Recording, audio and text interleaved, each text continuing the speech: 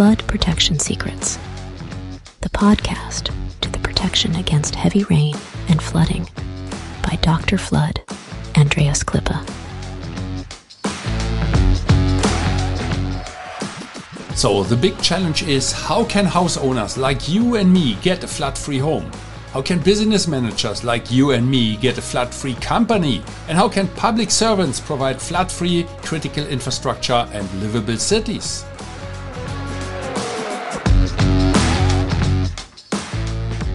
Flood Protection Secrets, the podcast by Dr. Flood, Andreas Klippe. This podcast is for foresighted and proactive people who do not want to shovel the muddy water out of their room while standing in the midst of the disaster.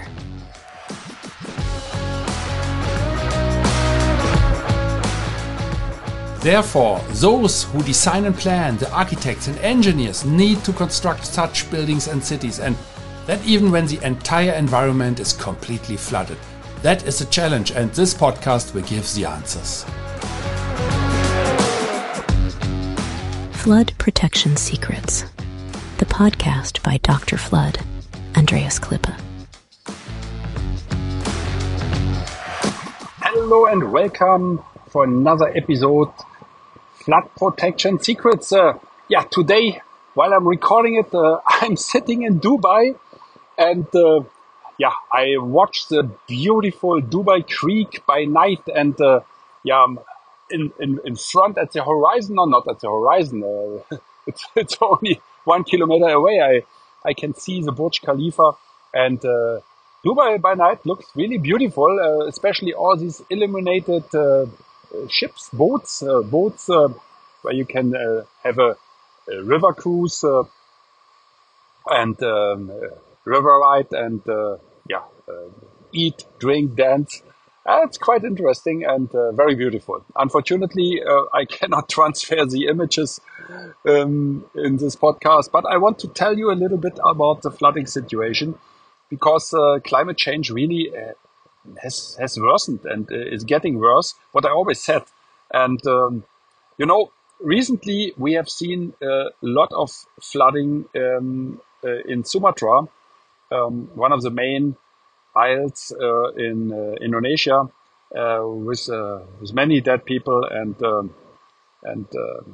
it's always very, very critical, because most of the time it hits the poor people who cannot simply run away, who cannot improve the quality of their houses, but very often also the rich are affected and their cars are floating away and are damaged and cannot be used anymore. And then another example is, that was, I think, from last week, in Kenya, hundreds of schools were closed, not due to the heat, like what happened in Thailand and in the Philippines before. Now, no, because of flooding. And 2,000 schools cannot operate and cannot be opened again because they were flooded. And that is the biggest problem. Very often that it takes too long to renovate and to that the children the pupils can go back to school. So I always say, look, protect the critical infrastructure, and the critical infrastructure for a country is definitely also, or are, the schools and universities. And don't spend your hard-earned budget, your hard-earned money. At the end, the money is coming from the taxpayers, so from all of us, for renovation and replacement purchases. That doesn't make any sense. Isn't it better to improve the schools, the inventory, and invest in better inventory, better schools, better equipment, better teachers, than to invest it in the same what was at school, in the school before, and what has been what was destroyed, and then you wait for the next flood and it will be destroyed again. So you can never improve your education system. That is really sad to see. And in April they said in Germany that was the 11th month with record temperatures since since, worldwide. Sorry, it was not only in Germany. And they count since 1850. And so the temperature has been up by 1.58 degrees Celsius. And the global average temperature was at 15 degrees. And in Europe, it was the second hottest second hottest month ever in Europe. So you can see there are a lot of messages from around the world. Another one, Kenya, I mentioned already before. That is already since a long time that these schools are closed. And even Hong Kong has seen the warmest April. Of course, if the whole world has seen the warmest April since ever, then Hong Kong most probably is not an exception. And they calculate and compare the weather data since 1884. And it was, the summer has not started yet, but the April has already seen records. And so that should make us think, because that will sooner or later hit everybody. Even Bangladesh had seen the longest heat wave since 75 years on 30 consecutive days. You have seen 36 degrees and more. And most of the time it was around 40 degrees and more.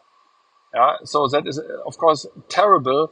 And you cannot, what will you do in such a situation?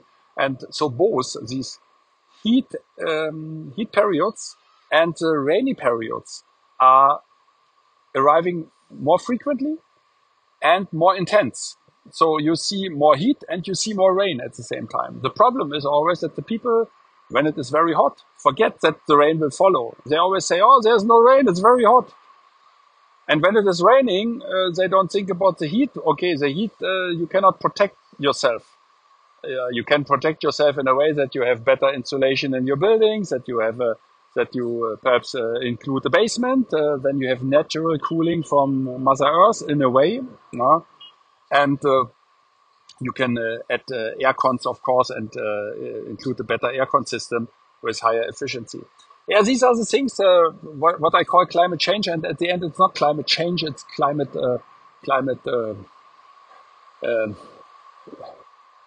changing already. The revolution is already here. These were only a few examples. So let's move to the regions.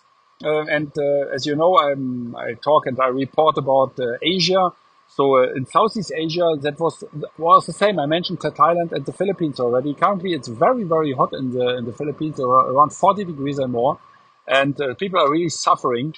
And they suffer the more if at the same time you don't have electricity and you don't have water. What happens several times. So without electricity, all the pumps are not working, and without pumps, no water supply. So that is really hard for the people. But I talk about the flooding and the heavy rain. So all these countries in Southeast Asia, so whether it is the Philippines, Malaysia, Singapore, Vietnam, Indonesia, Thailand, and of course Cambodia and Myanmar, what else belongs, Laos and Bahrain. No, not Bahrain. Bahrain is in the Middle East. In Southeast Asia, they see all this rain, and that is terrible. And that is not only destroying the cheaper, the simpler houses, and by the way, that has a high value for the owners. For them, it costs a fortune, perhaps. If they lose the only car, they cannot simply go to the next car shop and buy a new one. For the rich people, that's not really, they don't really feel it. They go to the next car shop, they buy a new Mercedes or whatever it is. But however, perhaps you love your Mercedes you have, and then you want to protect it. And why to spend money for a new Mercedes if you can protect it for less money compared to the value of the car? And this water protection, these flood barriers, will serve you, I always say, for the next 100 years with a good maintenance plan. So that is an alternative. And if you hear, by the way, some background noise, that is because I'm sitting outdoor and watch the Dubai Creek, and there is there's only little traffic here below me, and sometimes it's a little bit more noisier. So please excuse that. This time I'm not recording in the studio. Yeah, in East Asia, it's a similar situation in Taiwan, in South Korea, in China, Hong Kong, of course, and um, South Korea I mentioned already. Japan, of course, they see terrible flooding situations and terrible heavy rain due to the typhoons, how it is called in this region in East Asia. South Asia with India, Pakistan, and Bangladesh and Sri Lanka. It's the same thing, and the Maldives. It's the same thing. Um, Terrible impact, and the flooding scenario is the same. It's the same building, and it doesn't play any role whether this building is located in Southeast Asia, in East Asia, in America, in North America, in Europe. It's always the same. Water will get into the garage and flood the Mercedes that is inside, and then Mercedes is very happy because they can sell a brand new car if the people stay with the brand. And and then the Middle East, that geographically belongs to Asia as well, and especially the Gulf region where I currently am. So I recorded here in Dubai, sitting at my second floor at this platform and watching the beautiful Burj Khalifa and the skyline and the illuminated Dubai Creek. I really can recommend to come to Old Dubai and not to stay in the commercial and financial district. It's more beautiful. Um, yeah, and even here they have seen a lot of rain. Just recently, Dubai was flooded, and that was the most heaviest rainfall they have seen in the past. And Qatar can tell similar stories, and Saudi Arabia and Oman, of course. They call it cyclones here at this area. Hurricanes at the US, and so cyclones, hurricanes, typhoons, it's all the same. In Germany, we say it's bad weather. We don't have a name for that. But very soon we should also need to create a name, because right now they expect terrible rainfall during the next days in Germany. And so we have seen this heavy rainfall already 2 weeks ago, 1.5 weeks, 2 weeks ago.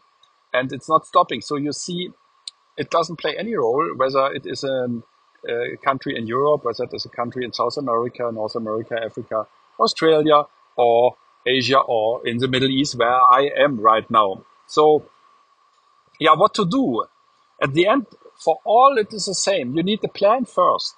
We always get increase from purchasing procurement departments, and then they always say, "Oh, give me the best price until tomorrow." And then you ask 2 questions and nobody's able to answer, because they don't know the question and they don't know the answers either. And so it's really better to establish a plan first, because flood protection is not only putting barriers somewhere. Flood protection is think about the right technology first. Think about how you can still run your business or operate in a way, whether it is a school, a hospital, an airport, or subway, or at your house. Is it possible to install the barriers when you are not around, or is it easy enough that perhaps your grandmother can do that? So all these things must be considered. Where to store the barriers, for instance, if it is an demountable flood barrier. People always forget that. Then I ask for it, and they say, "Oh, it's not important, we don't need." I said, "What do you don't need?" Of course, you need a storage system for that. And that must be, shall it be centralized? Shall it be locally stored at the entrances? It depends also on the height. If you have a height of 2.40 meters, what we currently have in one project, then you need 8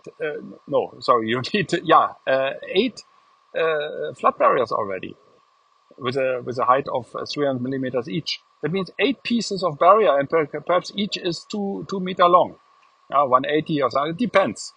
So then you have 8 of these pieces, and perhaps with a length of 10 meters, you have already 10, 40 of these barriers, 40 to 50.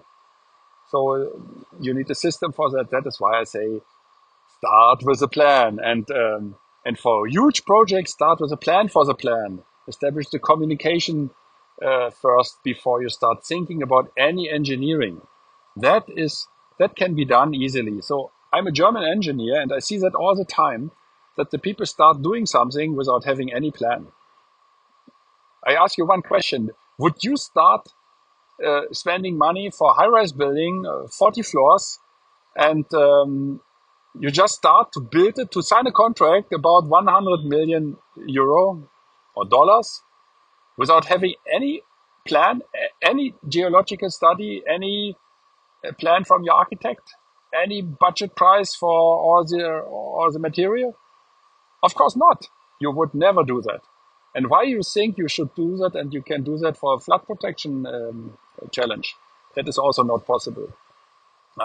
So plan first, and then you can choose at the end of the day,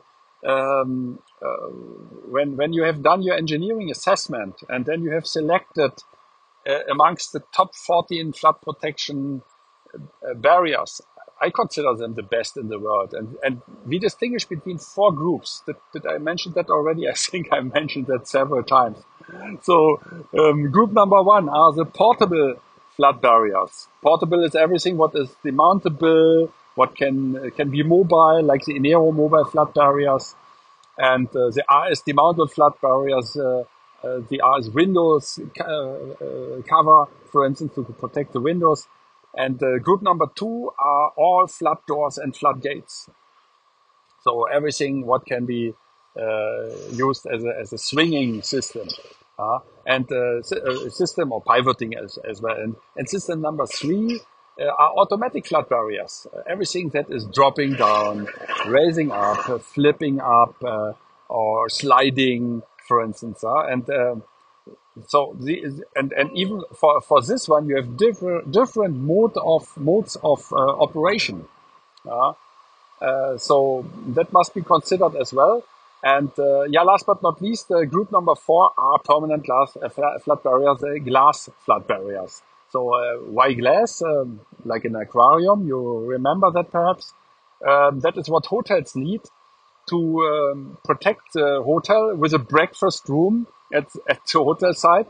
And of course, you don't want to block the beautiful view of the guests taking the breakfast to the sea or to the mountain or to the landscape. So if not, they would feel like in jail. They would never come back again. And they have to pay for their night in jail. Oh my goodness, they will not do that. Okay, these are the 4 groups, and that's what unites all these people. I mentioned the climate change impact, and that has a strong impact on all countries, all regions worldwide. I explained a little bit the situation in Asia, starting in East Asia and then going westwards to the Middle East. Where I am right now, I record this podcast in Dubai, and that's why it is a little bit noisy outside. I hope you can tolerate that today. I'm not in my studio, and I'm here outside, and I enjoy the view of the Dubai Creek. I really can recommend that. That is very beautiful to see, and I can also see the Burj Khalifa with the blinking lights, and then at the end, if you want to protect your inventory, and to save, to protect your family, your employees, the citizens, using the public installations like airport, a hospital, or train stations, for instance. Then plan first. You need a plan for the plan. Then you start with your engineering assessment, then followed by the detailed engineering. And then finally you can give everything to your procurement, because now and only now you really know how much money you need to spend.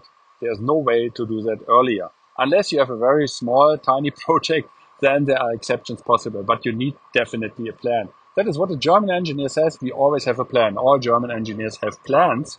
And perhaps you decide on your own why German cars are high-end and normally, I will not say preferred. There are also other good cars in the world, but people normally appreciate the quality of the German cars, and there is a reason. Also for other products coming from Germany, also from Switzerland and Austria, of course. There are so beautiful products in Switzerland and in Austria. And not to forget Sweden, because our Inero mobile flat barrier is a product coming from Sweden. So that's it for today. That was another episode live from Dubai, flood protection secrets. And if you like this episode, then please subscribe to this channel if you haven't done yet, and tell it to your friends, to your employees, to your family members, and stay tuned and stay safe and flood free. I wish and hope for you that you make the right decisions when it comes to your personal flood protection. And if you enjoyed this episode, please subscribe to this podcast channel if you haven't already. Now it only remains for me to wish you a good day. Do something with it. Maybe until the next podcast episode. I would be very happy. See you then. As always, stay safe and flood free. Your Andreas Klippe and the whole Flood Experts team.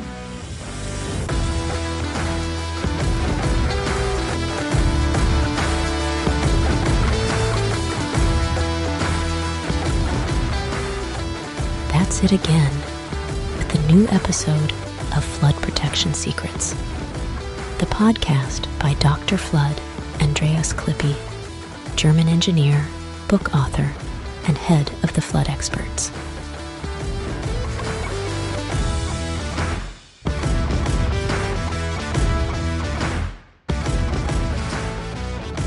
What can Dr. Flood, Andreas Klippe protect for you? Anytime? Worldwide? Contact us or just click through to www.floodexperts.de/bonus. Detailed engineering, German quality, safe. Flood protection secrets. The secrets you'll want to unfold. Don't forget, you're only one flood barrier away. Subscribe to the season, and you'll never be late for an episode.